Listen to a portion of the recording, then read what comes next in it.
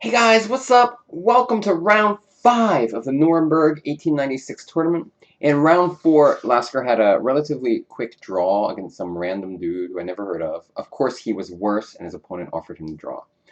This position he's playing a guy named Jackson Showalter. Somehow that guy sounds like a war hero to me. But in any case, it's white to move here. And my question for you guys is, what move would you play? Alright, so I'm going to show you guys now. So if you're not ready, pause your video. Lasker played the move h4.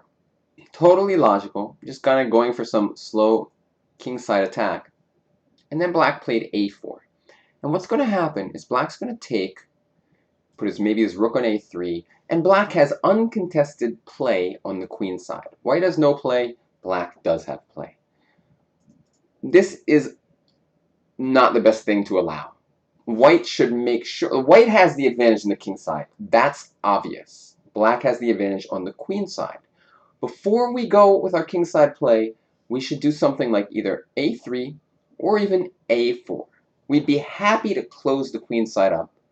And when he plays en passant, we play a move like rook a1. And now things have changed. Yes, black can get some pressure on the b pawn, but when we take back, we also have pressure on the a5 pawn.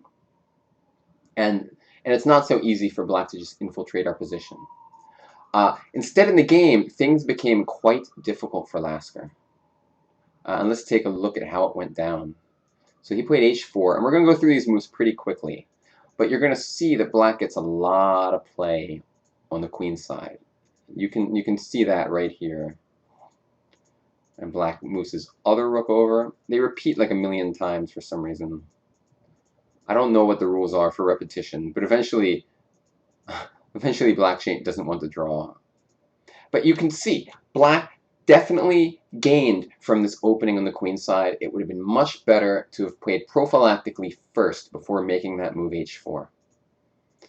And let's just watch what happens here. Rook b1. Knight to f6. And now, rook b1 was not the best move, if I recall correctly. Knight f6, white has some ideas of starting to infiltrate with the queen.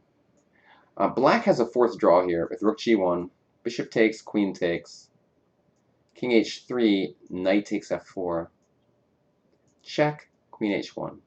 If queen h2, queen f1 wins the rook with check, and it's fine for black. And if king g3, just queen g1, queen f1. It's just a forced draw. But black was not ready, once again, to acquiesce to a draw. And by the way, black was much better in this game. I skipped through a lot of these moves, but he didn't play most accurately. But after knight f6, he went rook to h1. And incredibly now, he's just lost. White is winning the game after simply queen b7. We're threatening queen h7. If bishop takes, I think we can just take back with the pawn. If rook here, it looks like if rook here, it looks like just king f3 is enough. There's no checks, right? So rook h1 was just a pointless move. And after he played knight to g7 in the game, if I'm not mistaken. Sorry, sometimes the notation gets a little messed up here. He went knight to g7, and after queen f7, rook g1 was played, hoping for bishop takes, and then the queen gets a perpetual check at the worst. But after king f3, there's no more checks. Queen g8, mate is coming, and if bishop takes, queen f8, mate. So once again, Lasker had a pretty unpleasant position. I mean, the key to this game was first to find that move a4. That's a typical, like, modern prophylactic move, which Lasker didn't quite know about. And he was suffering most of the game. But in the end, due to his superior skill and his always looking for ways to create counterplay, he found a way to get this black king. So really interesting game. Another one added to the luck meter at the end of the book, because black had a really great position. I mean, if you remember, Lasker was trying to get a draw by repetition. He was trying to repeat the position. And a guy like Showalter, who was a much weaker player than Lasker, didn't want to, because he knew he had a good position.